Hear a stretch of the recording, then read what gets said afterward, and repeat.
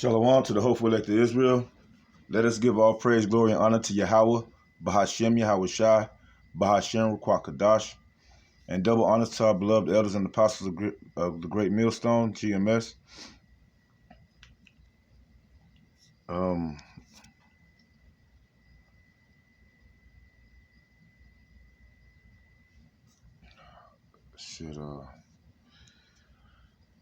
do I want to open this up? Like, I'll say it like this. Respect and honor to the Aqua that's doing their best to be obedient to their husbands. Okay? That's being, according to the scriptures, going by the word of Yahweh Shai Shai, ordering their house, getting their house in order. You know, it's a fight, it's a struggle on an everyday basis. You know, the flesh is always fighting against us all. You know, and being a weaker vessel, we know it's not easy. You know, it's not easy on our women. You know, and this is to the elect women, the hopeful elect women. We're not worried about you 2/3 bitches, scallywags, dots, and the hoes. All right, I'm gonna put that out there too. But to the hopeful elect women, you know, may the Lord continue to keep the spirit on you to endure. All right, with that, I'm gonna start off in Ecclesiasticus, chapter 26, and we're gonna go down to verse 26. A woman that honoreth her husband shall be judged wise of all. Okay? You honor your husband, you're going to be judged wise of all. And the Lord is watching and seeing everything. That's the thing. So if you're not, if you focus on doing what you're supposed to do as far as a woman for her husband and honoring him, you don't make him look bad in front of neighbors. You don't make him look bad in front of children. You don't make him look bad in front of, y'all children or your children or his children. You have the knowledge, wisdom, and understanding of Yahweh Shem Yahweh Shai, and the Lord's working with you. You're going to be able to do that. There's not nothing hard to do. All right? Even if y'all have an argument or disagreement, you know how to conduct yourself and handle yourself in the midst of other people. If y'all have a disagreement or something like that, y'all know how to keep it amongst yourselves. You're not going to display it amongst your neighbors, amongst other men and women, and especially not your children.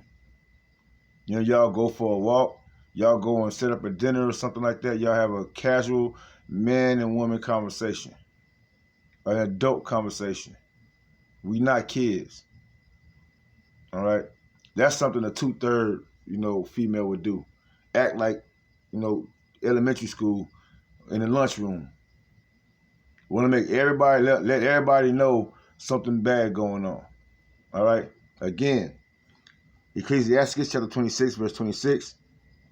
A woman that honoreth her husband shall be judged wise of all. And people gonna be like, dang, they always working it out. They fixing it. What's going on? They didn't look like they was having a good time the other day or whatever, but now they back on board and getting things right. Right? First and foremost, a woman of the Lord understands that her man, her husband, is her head, and she's not going to dishonor him. All right? The same way that we're not supposed to dishonor Yahweh Shai. Him being our head. But she that dishonors him in her pride shall be counted ungodly of all. Okay? Ungodly of all. A woman that dishonors her husband in her pride. And that takes many that's many examples of that. I could name a few, but I don't want to get too personal. But there's many examples of that. You know, you know what it is. You know, one example, like I just said, you know, you dishonor him in front of other people. You talk bad about him and talk down about him in front of other people.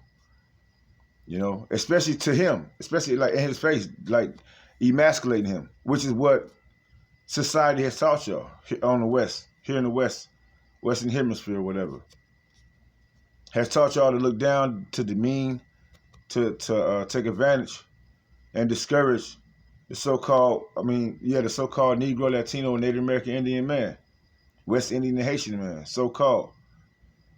It's been y'all duty to demean us, emasculate us.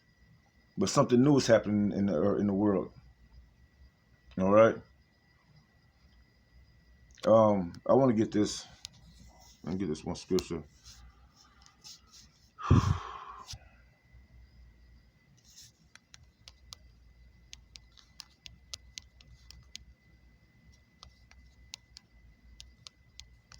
I know it's in Isaiah.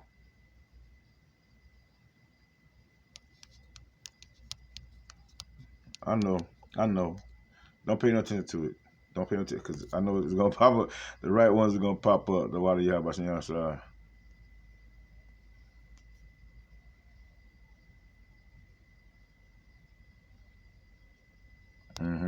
There we go. Isaiah 3:12. As for my people, children are their oppressors. And that goes to Esau Edom. Because he acts like a big child, a big wounded child. You know? There are oppressors and they oppress us. All right? And women rule over them. As for my people, the children of Israel. In our households, who's the main one in our household that's leading the household? Leading the charge, so-called. The so-called Negro, Latino, Native American woman is the one that's heading out most of our houses. They gotten rid of the man. They believed in the philosophies of the devil and feminism and the women. To this day, even the women in that's so-called a part of Israel or know they're Israelites, it's hard for them to get over that feminism and Christianity. Those are two demons that's hard for women. A lot of these women I'm seeing and noticing. For a lot of these women, though we still have women out there, don't trip. The hopeful elect women, we're not including you in this topic, all right? But it's a lot of women out there that's hard. They can't get over Christianity and they can't get over feminism. Okay, Slock you, family. Long had to go off on that one. O my people, they which lead thee cause thee to err and destroy the way of thy paths. Okay. Since slavery altogether, but since we we started coming back together during the the 20s, 30s, 40s, and before Martin Luther King came around, try to congregate us up, with Esau Edom and them and all these other heathen nations and shit. We was finding our way. And then you had the crack era, you had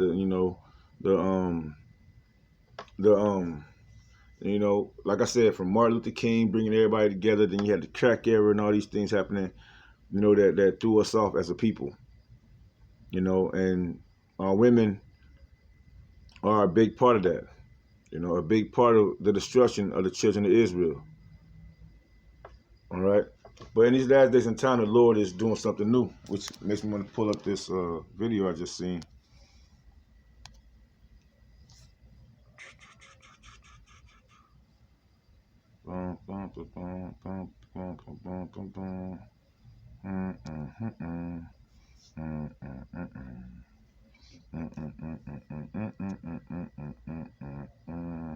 Come on.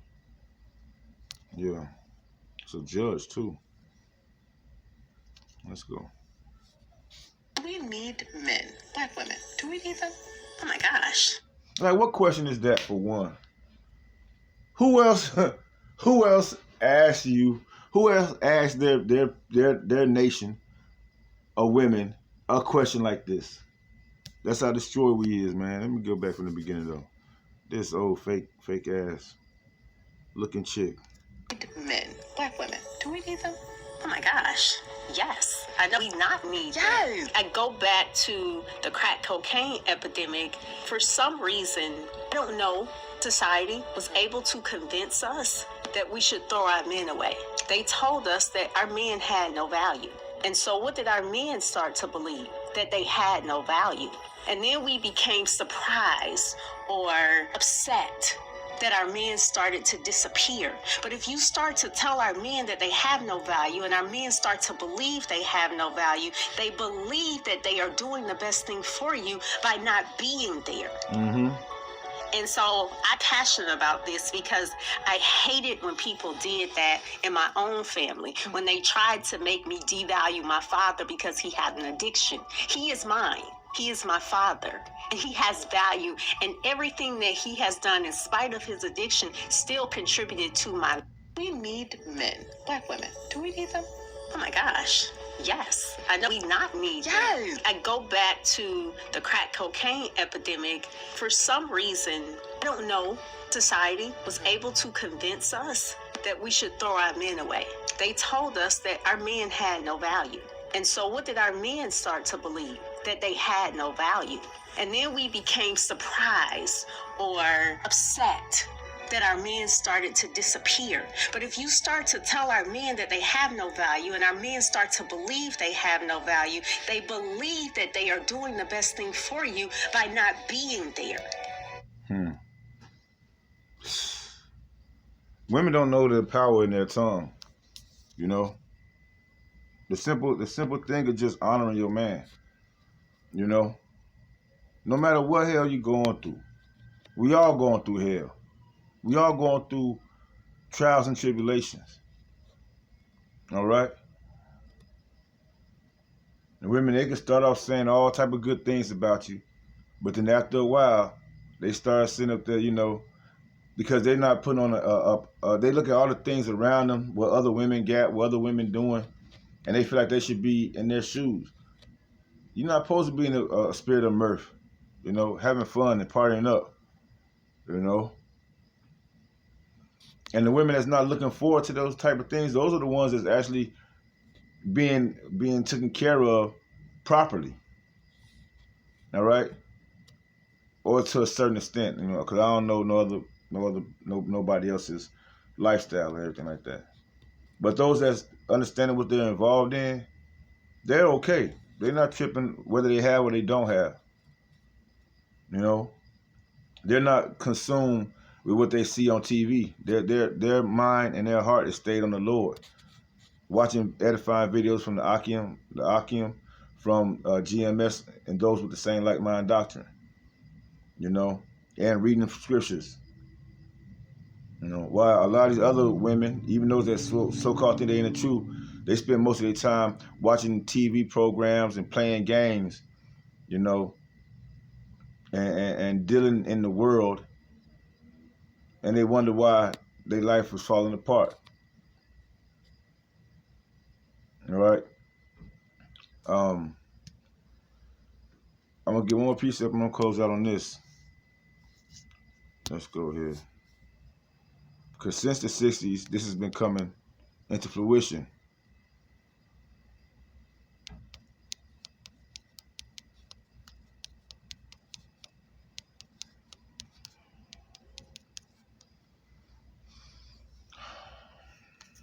Yep. Since Elijah, a.k.a. Abba Bivens.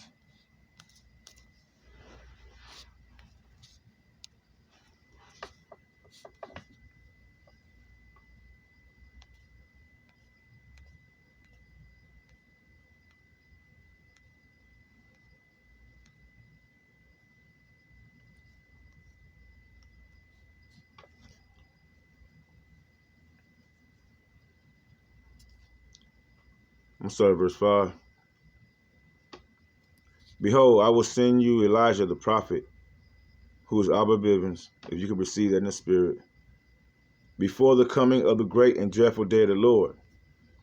And he shall turn the heart of the fathers to the children, and the heart of the children to their fathers, lest I come and smite the earth with a curse. All right? And the men are the representation of Yahweh Hashem Yahushua.